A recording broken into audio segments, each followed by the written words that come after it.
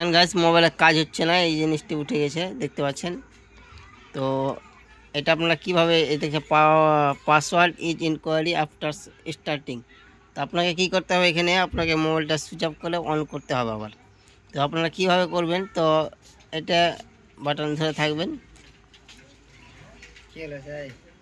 তারপর দেখতে পাচ্ছেন অটোমেটিক কেটে যাচ্ছে। তো এখানে আপনাকে, তো আপনারা এটা লকটা কীভাবে খুলবেন দেখতে পাচ্ছেন, এখানে লেখা আছে দেখেন, to product data security and unlock phone.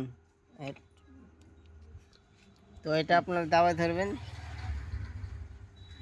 দেওয়ার পরে দেখেন নিচে লেখা আছে please and hold the power button and volume button sometime, 10 সেকেন্ডের মতন ধরে থাকতে বলছে। তো আপনারা কী হবেন, পাওয়ার বাটন এবং ভলিউম বাটন একসঙ্গে দেবে থাকবেন।